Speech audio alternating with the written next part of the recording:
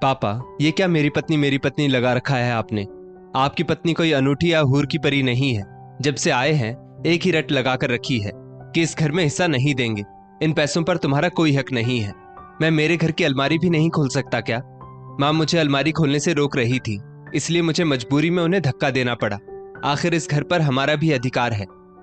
छोटा बेटा मितांश अपने पिता आलोक जी से बोला।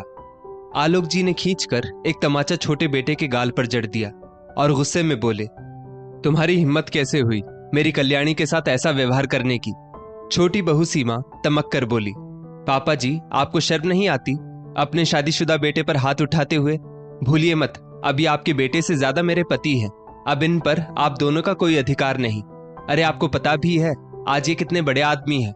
आप जैसे कितने लोग इनके पैरों में गिड़गिड़ाकर भीख मांगते हैं, तो आपकी क्या औकात है? तभी एक जोरदार तमाचा बहू के गाल पर पड़ा। कल्याणी जी ने जिंदगी में पहली बार आज किसी पर हाथ उठाया था। अपनी पत्नी का साहस देखकर आलोक जी की आंखों में चमक आ गई। कल्याणी जी गुस्से में बोली, खबरदार बहू, अगर मेरे पति का अपमान करने की कोशिश भी की तो, और जब हमारा तुम लोगों पर अधिकार ही नहीं रहा तो किस मुंह से अपना हक मांगने चले आए हो? नहीं दूंगी तुम्हें एक फूटी कौड़ी भी। अब जाओ सड़क पर भीख मांगो। माँ का ऐसा रूप देखकर दोनों बेटे बहू सन्न से खड़े रह गए। कल्याणी जी बड़ी बहू से बोली, क्या कह रही थी तुम बहू? ऐसा करो, आज तुम अपने भाई को बुला ही लो। खैर छोड़ो, तुम तकलीफ क्यों लेती हो, ये काम भी मैं ही कर देती हूँ। तभी आलोक जी के दोस्त का बेटा अजय वहां एक पेपर लेकर पहुंचा और साथ में 2 पुलिस वाले भी थे। पुलिस को सामने देखकर बड़ी बहू नेहा की आंखें फटी की फटी रह गई। उसे तो दिन में ही चांद तारे नजर आने लगे थे, क्योंकि पुलिस की वर्दी में कोई और नहीं बल्कि उसका बड़ा भाई राजेश था। भाई को अपनी तरफ करने के लिए नेहा राजेश को गले लगाने के लिए आगे बढ़ी तो राजेश दूर से ही हाथ का इशारा करते हुए बोला, इस वक्त मैं ड्यूटी पर हूं, ना यहाँ कोई किसी का भाई है और ना बहन। अपने भाई की रोबदार आवाज से बड़ी बहू नेहा एक किनारे खड़ी हो गई। आलोक बाबू ने वो पेपर वकील से लिया और बेटे बहुओं की तरफ बढ़ा दिया, जिसे देखकर उनके पैरों तले जमीन खिसक गई। दोनों बेटे बहू बस आलोक जी के चेहरे को निहारने लगे। आलोक जी अजय और राजेश के साथ सामने वाले कमरे में चले गए और दरवाजा अंदर से बंद कर लिया। दोनों बेटे बहू सोफे पर धम्म से बैठ गए और आने वाले तूफान के बारे में सोच सोचकर थर थर कांपने लगे, जिसका अंदाजा उन्हें पहले से ही लग गया था। और फिर वो उस दिन को कोसने लगे जब उन्होंने पिछली बार गांव आने की खबर अपने पिता को दी थी। कहाँ हो भाग्यवान, अभय और मितांश का फोन आया था, वे लोग यहाँ गांव आने के लिए ट्रेन में बैठ गए हैं। दूसरे दिन कल्याणी जी रह रहकर घड़ी देखती और पति आलोक जी से पूछती, फोन करके पूछो तो सही वो लोग कहाँ तक पहुंचे, अब तक आए क्यों नहीं? आलोक जी बोले, अरे भाग्यवान, सब्र करो, आ जाएंगे।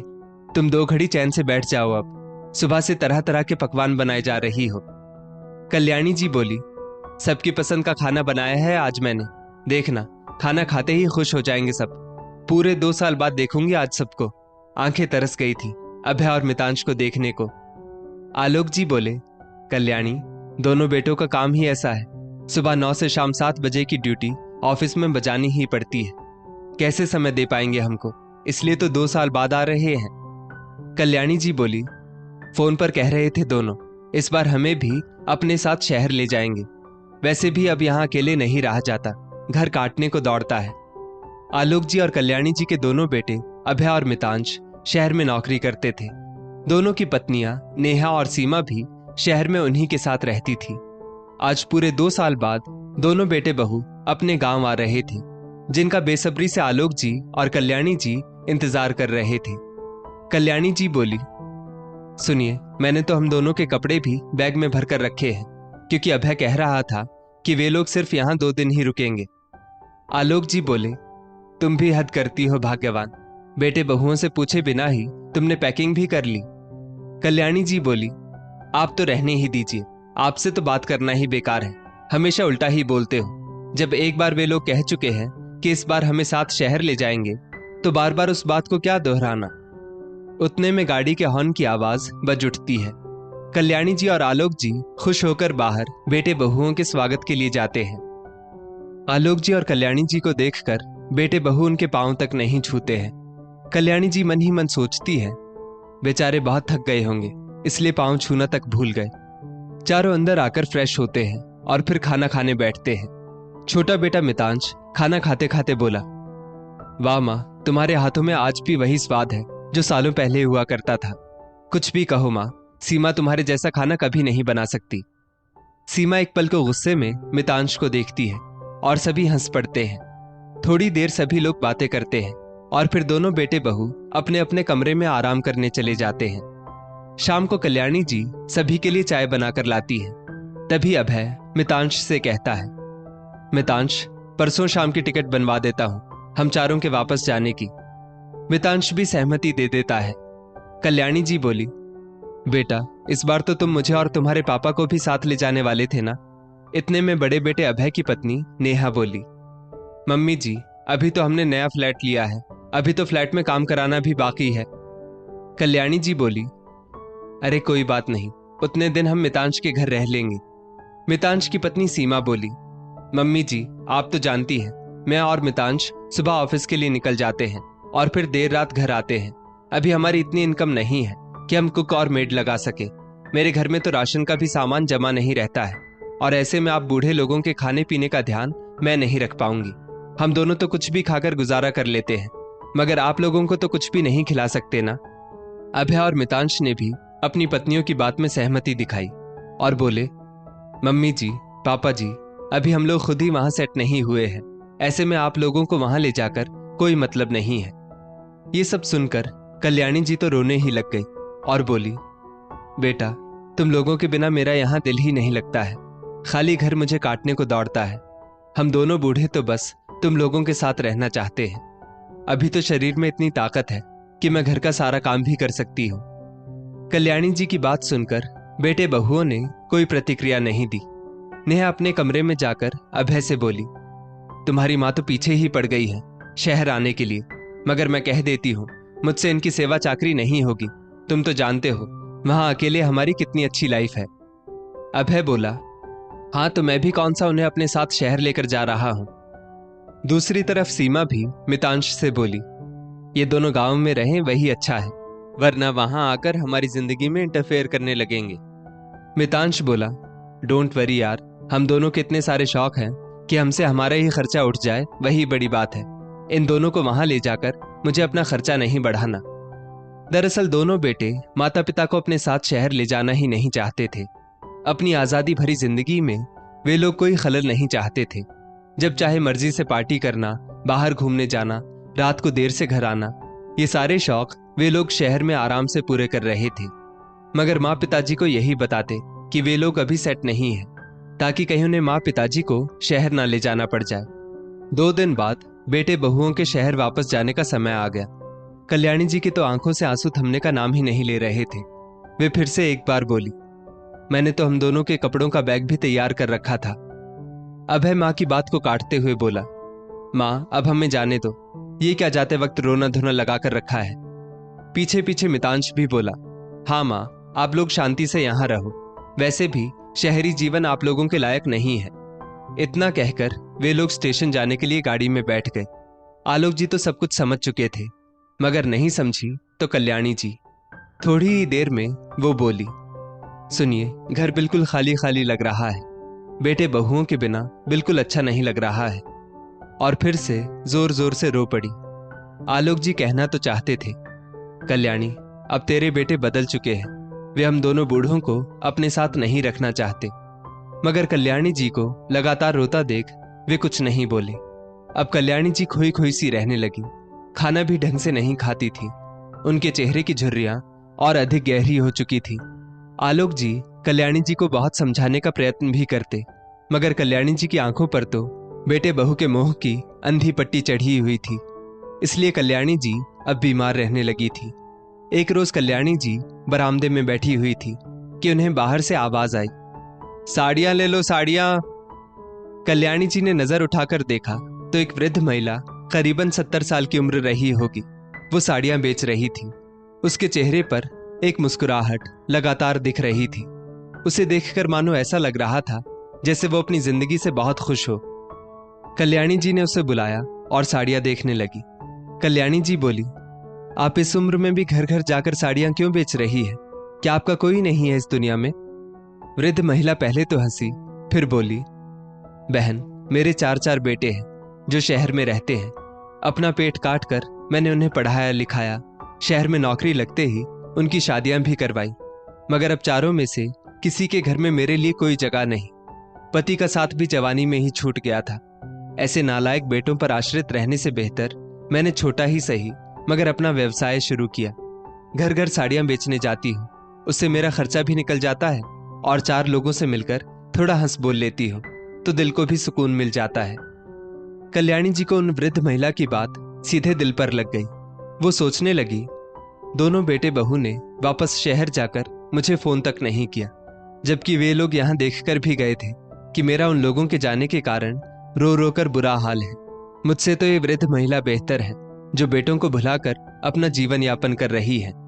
बस उसी क्षण कल्याणी जी ने भी कठोर फैसला लिया कि वो ऐसे बेटे बहुओं के लिए आंसू नहीं बहाएंगी जिन्हें उनकी बिल्कुल भी चिंता नहीं है। आलोक जी घर लौटे तो देखा कल्याणी जी ने आज उनकी मनपसंद का खाना बनाया था। वे बोली, आप मुझे कटपीस के टुकड़े लाकर देंगे, मैं अपना खुद का व्यवसाय शुरू करना चाहती हूँ। सिलाई कढ़ाई में तो कल्याणी जी बचपन से निपुण थी। आलोक जी को कल्याणी जी को खुश देखकर बहुत खुशी हुई और वे बोले, कल्याणी, तुम में ये बदलाव कैसे आया? कल्याणी जी ने उस वृद्ध महिला से मिली सीख आलोक जी को बतलाई। आलोक जी बोले, कल्याणी, मैं तो ये बात पहले ही समझ चुका था, जो बात तुम्हें देर से समझ आई, क्योंकि तुम अपने बेटे बहुओं के मोह में अंधी हो चुकी थी। खैर, देर आए दुरुस्त आए। इतना कहकर वे कल्याणी जी के लिए कटपीस के टुकड़े लाने चले गए। यहाँ कल्याणी जी ने सिलाई कढ़ाई कर अपने हुनर को अपना हथियार बना लिया और धीरे धीरे उनका व्यापार जोरों से चलने लगा। कल्याणी जी अब अपने व्यापार में इतनी व्यस्त हो गई थी कि उन्हें बेटे बहुओं को याद करने का भी समय नहीं मिलता था। वहां शहर में अभय, मितांश और उनकी पत्नियां आज आपस में मिले तो मितांश बड़े भाई अभय से बोला, भैया, रोज ये 9 से 7 की नौकरी करके थक गया हूं और महीने की वही नॉर्मल सैलरी, जिससे अब गुजारा भी नहीं होता। अभय बोला, मितांश, तूने तो मेरे मुंह की बात छीन ली। मेरा भी कुछ यही हाल है। मैं भी यही सोच रहा था, क्यों ना हम दोनों मिलकर कोई व्यवसाय करें जिससे आमदनी बढ़ सके, मगर व्यवसाय करने को ज्यादा पैसे चाहिए होंगे, वो कहां से लाएं? मितांश की पत्नी सीमा बोली, अरे गांव में आपके माँ पिताजी इतने बड़े घर में रह रहे हैं, वो घर कब काम आएगा? उस घर को बेच देते हैं, उससे जो पैसा आएगा उससे आप लोग नया व्यवसाय शुरू कर सकते हो। अभय और मितांश को भी ये तरकीब सही लगी। वे सब लोग गांव पहुंचते हैं। गांव जाकर जब अपनी माँ का नया व्यवसाय देखा तो उन लोगों को बहुत आश्चर्य हुआ। अभय की पत्नी नेहा बोली, जब हम लोग यहाँ से गए तो बुढ़िया ऐसे रो रही थी जैसे हमारे बिना मर ही जाएगी, और अब देखो कैसे अपना नया कारोबार जमा कर बैठी है। सीमा बोली, चलो बुढ़िया के पैरों में गिर जाते हैं, शायद बुढ़िया हमें माफ कर दे।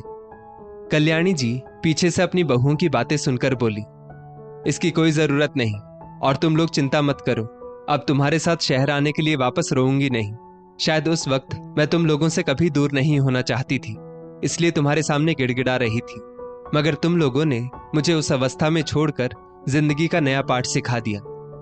अभय और मितांश बोले, माँ, दरअसल हम अपना व्यवसाय शुरू करना चाहते थे जिसके लिए पैसों की जरूरत है। अगर आप। कल्याणी जी बीच में ही बात काट कर बोली, आज फिर 2 साल बाद तुम लोग गांव आए हो। बीच में तुम लोगों को हमसे फोन पर तक बात करने का समय नहीं मिला, मगर आज मुंह उठाकर पैसे मांगने चले आए। तुम जैसे नालायक बेटों की हमें कोई जरूरत नहीं। तुम लोग जैसे आए हो वैसे ही वापस चले जाओ। मेरे पास तुम्हें देने के लिए अब ना तो घर है, ना पैसे हैं और ना ही माँ की ममता। आलोक जी बोले, कल्याणी बिल्कुल सही कह रही है, तुम लोग यहाँ से वापस चले जाओ, हम समझेंगे कि हमारे कभी बेटे थे ही नहीं। उतने में आलोक जी को उनका नौकर चंदू पुकारता है।